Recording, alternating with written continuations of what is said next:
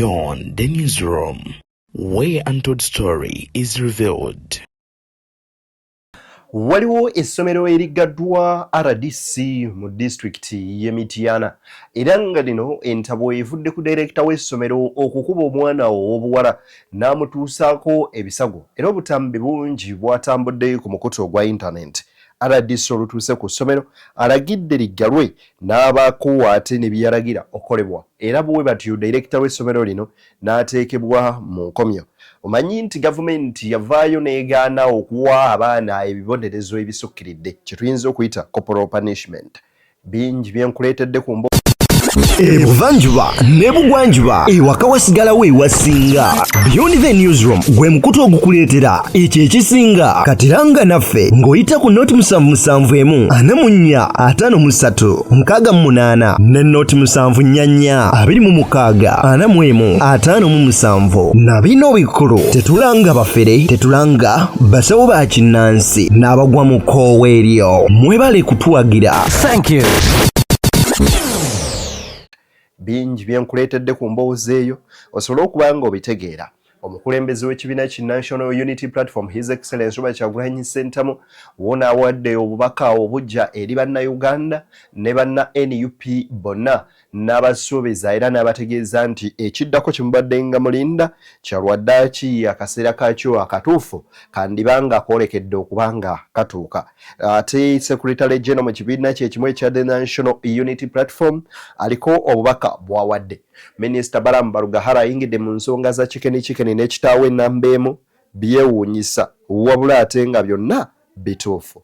Nkuleetedde obutambi obw'enjawulo ku nsonga za General Muhoozi nazo tugenda banga tuzikwatako era tuzoogereko munywanyi osobole okubanga ate eyo bitegeera. Erinnya yenzedde niyo akutuusaako ensonga zonna njagala okwebaza n'esekwebaza nti webale kubeera ng'otulabako oteeka otugoberera. Nzedde niyo aliwo okulaba nga nkuweereza kyenkusaba kiri ekintu kimu kyokka vidiyo eno okugimpera like bwe giba like ejja kudduka emisinde mingi etuuke kubulisa kinoma osobole okubanga agifuna ate era mu ngeri yemu naawe atulaba eyo gy'oli era gy'owangaalira njagala okukusaba ekintu kimu kyokka twegatteko ku mukutu guno ngo subscribing akona mu kigambo subscribe bw'omala okone mu kadeka gy'empasonalize okateeke mu all tufune notification ku mboozi zonna ze tuteekayo ku mukutu guno ogwa Beyond the newsroom. Sijja kubeera nga munnange ate nkola kye bayita okulandaga sina kindi okubanga nagajange akasibira embale ako nno kaba kaliga munywanyi. Katutandikire wano osooka owulirize ebigambo bino butereevu. Wulira. Era otafiire yabadde straight forward yamugambye I don't have any personal grudge with CDF General Muhoozi but I don't agree with him to be a president. Ekyo sikikkiriza kati ate ng'ekyo Mwami Museveni kyataagala kukola ki kuwulira. Mwami Museveni yabadde akozesa enkola ey'okutiisatiisa bana abaki bajeno otafiire ne minisita we Chris Bajumosi kuba kimanyiddwa as we speak now buli ayogera ku Muhoozi munda mu government oyendinga apo otaba mukomera ng'ogifulumya. Olwo lwe lutalo lwe tubagamba nti waliwo olutalo olugenda mu maaso within a state. Mpozzi nga batukakasizza ne bavaayo ne bakola kye babadde bakola. Awo tujja kusigala tugamba NTV jju naye bwe tunaaba tukyalaba ekigenda mu maaso nga kikyuse ng'ekutte ekkubo erya NBS tujja kuvaayo tukikole ki naye nga obubonero bonna bulaga nti tetugenda kuddamu kulaba NTV gye tubadde tulaba naddala ey'amawulire ake NTV akawungeezi. Eno gavumenti we tuli eri mu kiseera ekizibu ekitabangawo. Ebigambo ebyo Haji bw'abadde abyogedde. Anyway, many of you mukimanyi bulungi nti NTV Aga Khan bagitunze by the way. Batunze emigabo gyonna ne babaako Nagaggomu Omutanzania gwe bagiguzizza. Naye nga naye stories zigamba nti waliyo William Ruto alabika yali emabega w'ensimbi ezo zonna. Ate nga bw'oyogera ku William Ruto ne General Muhoozi kuteka General Yoweri Kaguta Museveni bali bati wabamanyi story ya Starbucks bayinza okunyonyola wawo mu ngeri ki gye ba operatinga mu business wide. Era bw'oba otunuuliramu nti NTV okwoteeka oba Nation Media engeri gye zeesikamu omuguwa kyo okulaba nga akaseera mpawo kaaga bagitunze ekyo kyekyewuunyisa. Tekyewuunyisa era oba oliawo tubadde bangi tukisuubira. So ebigambo bya General Muhoozi kwoteeka General Kahinda Otafire. Kahinda Otafire ono ade musajja ng'avaayo nnyo okulaba nga teyeerya ntama ng'ayogera ekintu boldly nga bwe kirinaawo okubanga kibeera. Kyokka ate era n'afuna okuddibwamu okw'amangu eri omutabani w'omukulembeze w'eggwanga ku nsonga ezimu oba endala, era nga wawaddewo okusikagana emiguwa. Kati ku batutuulizi b'ensonga babuliko ebimu ku ebyo bye balabye ne bagamba nti wano ne wano ne wano tulabyewo ebituli oba waliwo loopholes ezibadde zirimu. Anyways, eyo si gye njagala okubanga nkutwala. Nzikiriza nsooke nkuwa akatambi kano. RDC okuggalawo essomero mu disitulikiti ey'Emityana ng'entabwe evudde ku director okubeera nga akuba omuyizi kata amumizeeyo omusu. Nabatanzi bwe twalabye ku mitimbagano nga director amukubye bubi nnyo, amukosezza, amusuzizza ku miguwa ate n'atafaayo. So kati director yatyobodde eddembe lyani lya Nabatanzi. Newabeera Nabatanzi yabadde n'ensobi ze, yabadde talina mukubanga akuba ekyokuttale. Mwe mulaba ng'ekyo kyabadde kirungi? Tekyabadde kirungi. So ekyo ekikolwa tukivumirira director kye yakoze. So ne director wammwe tumulina kati ali mikono gyaffe, ali ku poliisi.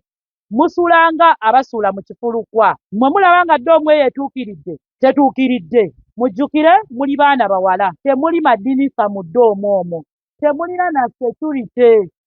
So okwewala okufuna obuzibu obulala, essomero tuligadde. Mukwatagane n'abasomesa bakubire abazadde baabwe aba boarding batwale abaana baabwe. Enkya wensanga likola chairman naawe togenda kuluwona.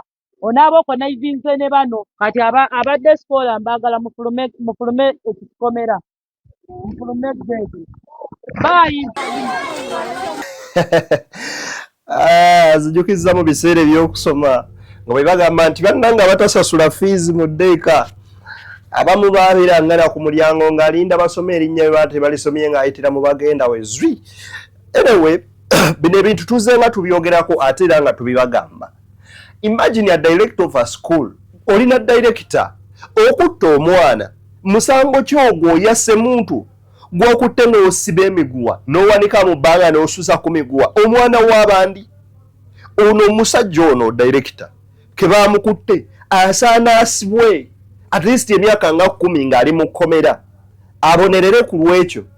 Ate abantu abamu bandibadde ng'ebibonerezo bye babawa ebibonerezo okusinziira ku bo bye bawadde bannaabwe, naye ne bamusibako ku miguwa ne bamuwanika ne bamukalakata embooko nga bwe bamuyiwako n'amazzi.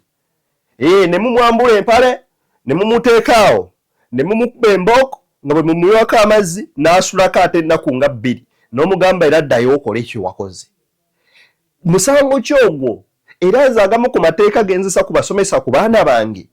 Musango ki ogukubye omwana okumuzza ng'azimbulukuse yenna?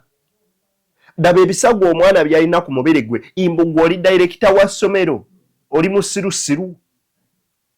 Okuba omwana otulugunya omwana omutuusa ku serifaanagana bwe lityo. Nasindika omwana wange ku ssomero mutulugunya namusindika kusoma. Ate era n'abazadde banneemugoberere wa gye bateeka abaana. Omwana wo wa buwala, laba essomero gy'omutadde, tunuulira ekisulo. Temuli madirisa, abaana basula nga mbizzi, kwegamba totale ng'abaana embeera gye balimu mbi. Bwe baba basula bwe batyo, ddala babadde bali mu kulya batya. Afazaali abangako omulenzi ate ne waba mulenzi. Tunuulira nnyo health y'obulamu tunuulira nnyo obulamu bw'omwana w'oyo, child is healthy, status and the environment w'omutadde, the atmosphere. By the way, ebintu binene mubitwala ng'ebyokusaaga, naye waliwo kye tuyita reception. That atmosphere gy'ofuna mu just an hour gy'otuuse ku ssomero eryo ng'otutta omwana esobola okwe-explaining ebintu binene byobadde tomanyi. Just pay attention to details. Those things, gaps ze mulabanga entini. Those dots you see as they are small. Genda maaso n'okuba ng'ozigatta ojja realizing nti waliwo ekitali ekituufu mu mbeera eno n'embeera eno bw'eti. Had look at that girl. Eno taamu ayinza ogimalako nga tasomye. Bali mu kunyiga biwundu. Just imagine omwana gwe watwala ku ssomero okusoma. Anyway, awo nno njagala kuggyawo omanyi oyo abadde aziggyeko waya.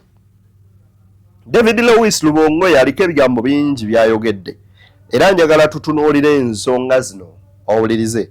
His Excellency Robert Kyagulanyi Ssentamu mu kuweereza obubaka gy'asinziira ayogedde bw'ati, wuliriza wano. Kyagulanyi ali kuki? Simanyi kyaliko naye kyemanyi nti yadduka mu maka ge okutaasa obulamu. Abantu manyi bateekamu ebintu bingi nnyo obulamu bwe businga ate kyekisookerwako. Abasajja nga bomanyi bamulumba ewaka nga 16 abagala mutuusako obulabe era ne bakyewaniramu ne bagenda ku mitimbagano ne basaayo n'obubaka obutiisatiisa. Oli n'akugamba adumira amagye g'eggwanga n'agamba nti yakatayo abantu 22 era yali agadde owa 23 abeere Honorable Kyagulanyi. Era tebakomaawo, Honorable Kyagulanyi bwe yamala okudduka pulezidenti waffe ne balumba amaka, omukyala we ne bamukuba ne bamuyisa bubi nga bwe walaba byonna byaliwo. So kyesooka okugamba gyali mulamu naye yava mu maka ge. Tisobola kugamba nti waali ali bulungi kubanga era tosobola kubanga oli bulungi nga toli mu maka go. Yali agadde nnyo okubeera mu maka ge n'okusingira ddala yali agadde okubeera ng'asobola okusigala ng'akola emirimu gy'alina okukola ku lw'eggwanga lyaffe Uganda.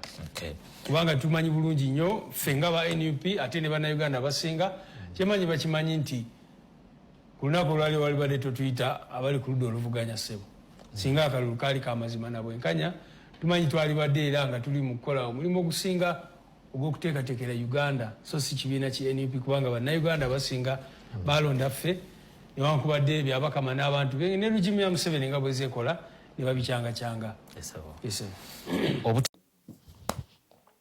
David Lewis Lubongoya lunaku lwajjo ng'akyadde ku bigambo tebita Queen TV yayogedde bigambo byadde bingi nga bwe ngenda okubanga mbikuwa wano era n'ategeeza nti omukulembeze Robert Kyagulanyi Ssentamu gyali era ali bulungi but naye tamanyi kikyazzaako era weyinza obanga code naye n'atutegeeza nti ali bulungi era talina tabbu yonna gyali wabula era mu bigambo bye n'atujjukiza biki Robert Kyagulanyi Ssentamu mitembo byayiseemu engeri gye bamulumbyemu n'abalala n'ebirala bingi nga byonna bw'obiwulidde wabula njagala onzikirize ammeeko wano vidiyo endala gyenkuwa osooka ogiwulirize ate tweyongerereyo ddala wuliriza.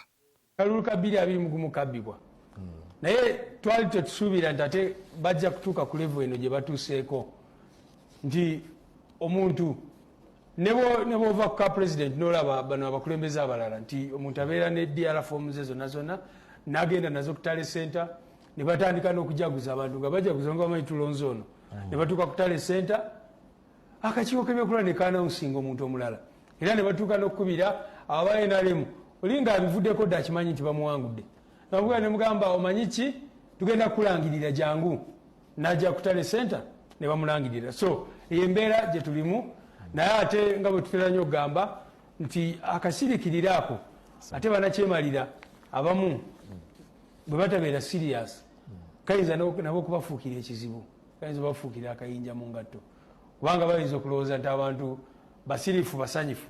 No, si basanyufu era bannayuganda twabagamba nti feezi y'okukabanja kyagenda mu maaso era tubakubiriza abantu mu buli mbeera yonna era n'ako akasirikiriro koolaba it is part of that phase ey'okukabanja abantu okukula. Omuntu omu ayinza okugamba nti ddala David Lewis Lubongoya bw'otulabako amatu otuyita mbuzi mbw okusiriikirira nakwo kuli mu feezi ya kabanja obanja otya ng'osirise kyokka ate omulala bw'ayimirira ku saidi eri n'agamba nti ye there are many ways of killing a rat nti waliwo engeri nnyingi gy'osobola okuyitamu okutta emmese oyinza ogitega akatwa oyinza ogikuteeka akamasu sinakindi oyinza ogisanga n'ogirinnya oba n'ofuna omuggo n'ogikuba oba si ekyo n'ofuna ejjinja n'ogikuba n'ogitta. So nga bwe kiri nti there is many ways of killing a rat definitely waliwo n'engeri nnyingi z'osobola okusuulamu nakyemalira era ng'emu ku yo z'osobola okuyimiriramu ze zino osirika n'okola buli kimu underground. Alex Wesha Mufumbiro deputy spokesperson wa NUP bwe yali mu court last time yakola statement yegamba nti Bobi Wine is not hiding but he's there working underground. Nti Bobi Wine teyekwese bwekwese wabula gyali akolera wansi. Kiki Bobi Wine kyateekateeka ebyo biyinza okuba ebibuuzo ebizibu ebyokunnyonnyola oba okuddamu okujjako nga bakulu bano be babikunnyonnyodde. That is why owulira nga Secretary General David Lewis Lubongo yakugamba nti nakyemalira bw'aba teyenywezezza nnyo ayinza okuba nga akasiriikiriro ko ke kannyini kamwetwalira. Njagala kuwa video ndala wano sooka ogiwulirizeemuko katini. Abawambibwa tugenda mu courts. Abantu baffe babuzibwawo tugenda mu kooti ne tusaba kye bayita habeas corpus. Abantu baffe bakwatibwa tugendayo ne tusaba bail. So courts tugendayo buli kiseera ku nsonga ez'enjawulo kubanga tugiraba nga platform emu gye tusobola okukozesa mu nsonga ez'enjawulo okwongerayo struggle yaffe. Naye ensonga ekisooka ku musango gwa president onaajjukira nti twagezaako okutwala ogwo omusango mu 2021. Ekyasinga obutatukiriza ogenda mu maaso nagwo era ne tukujayo ogwo omusango kyali nti baatugaana okuteekayo obujulizi. President bamukwata ne bamuteeka under house arrest n'abeera nga takyasobola kumitinga balooya be, takusobola kutambula kukola byeyalibadde akola ye nga candidate. Naye ate kooti ensukulumu negaana ye okuleeta obujulizi bwe obulala mu kooti ensukulumu. Ekyo kye twalowooza nti kyali si kya bwenkanya n'akamu. Ne bagenda mu maaso ne bwe twagamba nti twagala kukola ennongosereza mu mpaaba yaffe ne bagiremesa. Kaakati okusinziira ku president eyo era ne ku mulundi guno nga bamusazeeko ewaka ne bamulumba ewaka era n'asobola okubasumatuka. Kaakati wali osuubira nti yali agenda kukola atya okufuna buno obujulizi obwetaagisibwa okutwalibwa mu kooti ensukulumu. Kakati ezo z'ensonga nti wagambye ekibiina kisobola okutambula ne bw'abeera taliiwo. Anti kati omusango first of all njagala ojjukire nti presidential candidate yaguleeta ye nga ye. Of course ne support system yonna yena ekibiina. Naye kiba kitegeeza alina okusayininga affidavits ezo, alina okukola ki kubanga omusango guba mu linnya lye era bw'olaba ogwa 2021 gwali Kyagulanyi Ssentamu Robert versus Yoweri Museveni and the Electoral Commission. Kubanga alina okubeera candidate yaguleeta guno omusango. Naye bwe baba walumbye ewakaawo ne bakulemesa n'okukola ekintu kyonna kyonna kakati onoosobola otya kuteekayo ogwo omusango. So twabeesinga nnyo okukyaliwo last time ne tumanya nti ne bwe twalibadde twagala kutambula okukungaanya obujulizi bwonna bwonna mu ggwanga lyonna lyonna tugenda kusobola kituukiriza. Naye n'ensonga endala onajjukira nti akalulu k'obwa pulezidenti ensi yonna yonna ekalaba bakabbira buli wamu. Omuntu waffe ow'Ekabaale amanyi bye baakola, ow'Abiima amanyi bye baakola, buli omu mu ggwanga aba yalaba ng'amagye gali mu layini gatikinga obululu bwonna bwonna n'ebirala bwe bityo. One of the objectives y'ogenda mu kooti kwe kuexposinga bino ebyakolebwa. Kati abantu bawulira nti akalulu kaffe kabbibwa naye bw'obuuza abantu ba bulijjo baakabba batya bujulizi bw'omulaga. Naye jjukira ka president buli omu akalaba ensi bajjako internet ne bakola ki buli omu n'alaba nti kano akalulu si kaamazima. David Lewis Lubongo yayogera ku ngeri y'obululu buno eno gye bwabbibwamu ne gye bwakwatibwamu era ng'agamba nti bo baba bawa go ahead most especially ababaka ba parliament okugenda mu courts okubeera nga bateekayo okwemulugunyawo kwabwe n'okwabira. Oboolyawo abamu bafuneyo obwenkanya abamu ate era tebajja bufuna. Ekyo kyo nabo bakimanyi. Wabula ku ky'akalulu ka president kyo baakanya teri kugenda mu kooti kubanga tebasuubirayo bwenkanya nga kye baakola 2021 era zisuubira kye kimu ky'ovola n'amagye bwe gatyo era bwe gaalumba nga bwe gazze gazinda Kyagulanyi ne gamuzingako. Okusinza ku Lubongo tasuubirayo kipya kisukkulumye awo. Wabula ate nange ne mbuuza ogenda otya owaabira omusango nga genda oguwozesa gw'owaabira ye yamulayiza era ng'amulayiririza mu maka ge. Can you just imagine? Kale kankuwe video wano endala. Akalulu k'obwa president tebinaggwa tubadde tubagamba era kati press conferences zonna zonna zitubaddeko twabagamba nti wewawa tetwagenda mu kooti naye twagala obujulizi bwaffe tubulage ensi n'abantu bategeere kyetwogerako bwe tugamba nti President Kyagulanyi ye mulonde ye mutuufu. Abantu twagala bategeere butya Byabakama n'abantu be bwe bafutyanka obuwanguzi bwabwe kitya. Kyova twabagamba ti DR forms ffe tulina nyingi nnyo in our custody. Tulinze Byabakama oyo ateekeyo DR forms ze yasinziirako okulangirira akalulu ke yalangirira. Kakati abantu bannansi bategeera amazima. Tujja bagamba polling station eno mwalonda bwe muti okusinziira ku DR form entuufu naye bano bagikyusa ne bakola kino ne kino. Era n'abantu baffe ababulijjo abalonderaawo babeere involved batubuulira amazima. Emityana ku polling station bweti ne bweti mwalonda ani kubanga baavayo ne bagamba 72% naye 72% nga terina backing. Etteeka liragira akakiiko k'ebyokulonda nti bw'omuba mugenda ku announcing results olina okulaba nga presidential candidates bonna n'ebibiina ebyetabye mu kalulu balina copies za DR forms zonna zonna ze mugenda kusinziirako okulangirira akalulu. Ne bwe twogerera tugenda kweza emyezi ebiri tetuzifunangako. Kiraba era twabawandikira bakakiiko ne tubagamba twagala mutuwe copies. Etteeka ligamba nti buli polling station bwe mala kulonda bwe muti eyo DR form balina gisa balina gitimba abantu bwe balaba abantu ba bulijjo. That is what the Presidential Elections Act says. Etteeka libalagira okutimba eyo DR form.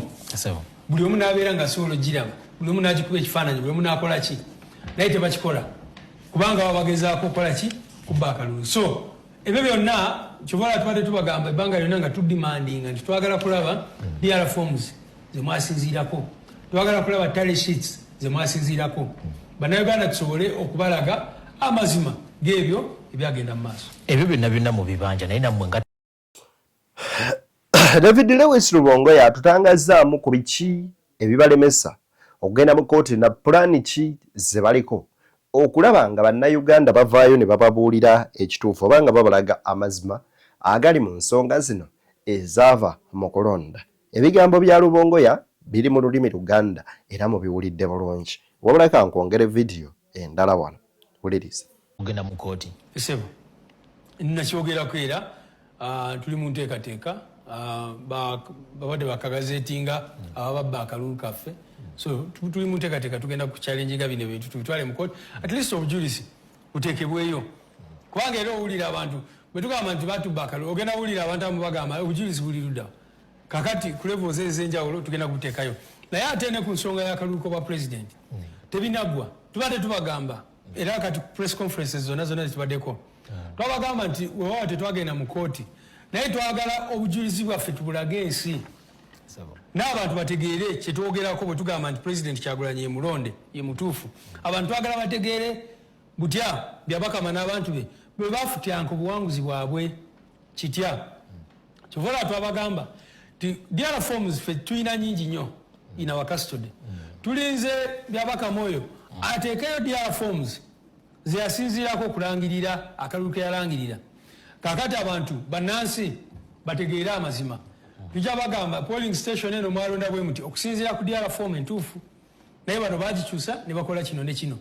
Era n'abantu baffe ababulijjo abalonderaawo babeere involved batubuulira amazima. Emityana ku polling station bweti ne bweti mwalonda ani kubanga baavayo ne bagamba 72%. Naye 72% nga terina backing. Etteeka liragira. David Lewis Rubongoya yagamba nti tebinaggwa essaawa yonna Electoral Commission yeefulumye DR forms kwe yasinzira okulangirira General Museveni n'ogamba nti awangudde n'ebitundu 7-1 nabo bajje n'ezaabwe basobole okuba nga bawakanya ebyo ebyogerwa. Weeyongereyo ko batandikira mu People Power Arua nijja ne bagala kutta president waffe era ne bamaliza basse mukumi we ne tuveeyo Arua ne batirimbula abantu baffe ba Rita Nabukenya ba Dan Kyeyune n'abalala ne tugenda ne tugulawo ekibiina ky'ebyobufuzi ne bakitwala mu kooti ne bagamba kakati NUP tugenda giregisteringa ne betwagezaako ku reserving erinnya ne bagamba nti kakati ekyo ekibi ne bagireserving erinnya lyaffe ne bareservinga erya People Power ne bagamba nti kakati kino kibiina kirabirira abakadde. ne tugenda mu kalulu ka 221 ojjukira bene byaliyo ne batta abantu baffe abasukira ddala mu bisatu ne bawamba abantu baffe bwe twogerera tetumanyi Kibalama John Bosco waali John Damulira Muhammad Mbabazi Kawenja Kanata Muhammad n'abalala bumanyi obulungi 18 abakize tunonye bangi lina butwava mu kalulu ka 2021 era ne bagenda mu maaso n'okuwamba abantu baffe n'okubasiba n'okukola bena bye baakola ne tukyusa constitution yaffe ne bagitwala mu kooti nga bagezaako era okulaba nga balemesa ekibiina kyaffe okubeera ne structures n'ebirala bwe bityo bwe balaba nga tulemeddeko ne tugamba nti kaakati ffe sente ntono ze tufuna tugenda zikozesa obulungi. David Lewis Lubongoya agamba nga tebannaba kubanga bakkakkana nti waliwo ebyo ebizze ebyeyoleka nga buli omu abimanyi ate era nga abiraba ng'okuwamba abantu n'okutta aba National Unity Platform like Sova Rita Nabukenya Kawuma Yasin and so on. Bagamba nti si baakutuula oba okulekera bakweyongera okulaba nga balwanirira eddembe lyabwe nga National Unity Platform. Kakwongera video eno. Ne billions okugulirira bakandidates baffe be baali basobola okutuukirira. Era najjukira obutambi oyo tayebwa n'abalala bwe baali batambula mu ggwanga lyonna nga bamitinga NUP candidates ate nga babatiisatiisa bagamba bw'otavaamu bino bigenda kutuukako kakati bw'ovaamu tusobola okuwa ssente bwe ziti ne tukyusa obulamu bwo. Era abantu baffe abasinga mu mbeera eyo ne bamaliriza nga bagivinze in. So eyo yembeera gye tutambuliddemu nti bwe twagenda ku campaigns byatandikira ku nomination onajjukira tebagezaako n'okulemesa president waffe okubeera nominated ku mulundi guno ne bagamba nti temuwezeza signatures era ne tukola operation y'olunaku ne tugamba abantu bonna bajje balite signatures ezo era ekyo ne balaba nti tebagenda kusobola nakyo. Kakati bwe twagenda campaign violence netandikira ku lunaku lwa nomination ne batandikira okukuba abantu baffe campaign ne bagifuula lutalo ekyawaliriza president waffe campaign nga neera kati mulundi guno nga yambadde helmet bibyali campaigns babiraba oluusi nga bamulemesa kwebaka wayagala okwebaka nga alina okusula mu bufofufu eyo embeera eyo nayona n'agiyitamu era ttiimu yaffe n'egiyitamu naye nga abantu baffe buli kiseera babasiba baliwa n'ebirala bwe bityo okutuuka bwe twagenda mu kalulu era ne bakabba mu ngeri esinga obuswavu ne babba akalulu mu ngeri gyotaswa fe abasoma ebyafaayo bwolaba boogera kalulu ka 8 ke bagamba nti kabbibwa n'okompeyaringa ne kano ke bakategeka osobola okulowooza nti kali the most democratic election naye kati ne bakola byotasobola kusuubira kubanga kino ng'omaze okukola byonna n'odenominating abantu n'okola ki naye no taking over polling stations no salawo nti obululu naona mujja kubutiikinga mu bwono ate ne DR forms abantu basobodde okuzijjayo ne bazireeta ne mbakubakuba ne batakomaawo ne bakwata abantu baffe be baali bamanyi nti balina omulimu gw'amaanyi ogw'okukola mu kalulu kano. Nkwadde ekyokulabirako mukulu Sebuufu John Mary yakulembera ebyokulonda mu Buganda bamuwamba lwaki baali baagala kulemesa operations zaffe mu Buganda ne balaba deputy president of Western Uganda ne bamuwamba lwaki baali baagala kulemesa operations zaffe mu Western Uganda ne bakwata wa Northern Uganda kaakati mu mbeera eyo n'owulira abantu abamu abatetegeera obulungi n'owulira nga babuuza naye opposition tebeera na ba agents ku polling stations ezimu naye nga abantu baffe abamu twabasindika n'okuva ku kitebe ne bagenda eyo naye bwe baatuukangayo bwe bati babakwatirawo bagiso badiso ba RDC ne babawamba bano abantu ne babasiba abasinga baateebwa ng'okulonda kuwedde wano mu Kampala Central bajja ku lunaku lw'okulonda ne bawamba ba polling agents bonna babasanga Kamwokya ne babawamba ne babatwala era baamala weeks 2 luzira. Ekyo kyekyali mu bitundu by'eggwanga ebyenjawulo bw'olaba ekira n'awalala. So David Lewis Lubongoya emboozi y'akalulu naguno gwaka akyagirojja. Banywanyi sigenda kwongerako kigambo kyonna wabula kansooke nkuwuliriza ebigambo bya Balamu ku nsonga za nkokonkoko bakikene ne kitaawe n'ameemu. Tujja kubawandikira ebbaluwa olwaleero ogitwala ekikene ne kitaawe gwagamba nti taatawe bajje tubagaidinge bakole DNA amanye oba ye taatawe oba si ye taatawe. Kubanze sente ze ya kampanzi balagire emitwalo 4 mu bulamu 40 ng'ajja mu kyalo ng'abantu bafudde n'ampaayo 5 n'ajja mu kyalo abantu n'ampaayo 2. Minisita akola ku nsonga z'abaana n'abavubuka Balamu Baruhagara ayingidde mu nsonga n'obutakkaanya obuliwo wakati w'omuvubuka TikTok chicken ekitawe nnamba emu. Kino kyaddiridde chicken okufuna obutakkaanya n'ennamba emu era ne bayisaamu eggaali ku mutimbagano okukakana nga chicken kitaawe amwegaanye n'amulagira afune kitaawe omulala. Ezo ensonga tezirina makulu. Naye neewuunya TV zaffe engeri gye zaagwamu tuuka ku sseriba nga ago ge mawulire ze gatuwa. Kya buswavu. Nze sirina kye nja kwongerako. Balamu nga minisita lwaki ensonga akola ku z'amawulire. Yet there are a number of youth and children outside there who are suffering, but they can't even get justice because of you. Naye ensonga eziri mawulire muziremerako and you hang on those stories as if ze ziriwo zokka mu ggwanga. Nzikirize mbate tusinkane nga Glodde nakkiriza baagaliza bye munjagaliza abayisiraamu mwenna somu ennungi ate era n'okusibulukukawo okulungi ate bannaffe ab'enzikiriza endala munzikirize nammwe ate mbasabe mwanattu Mungu abampere bye munjagaliza. Beyond the newsroom, BTN Media gwe mukoto kwoli webale nnyo webalire ddala bango otulaba otaka otugoberera.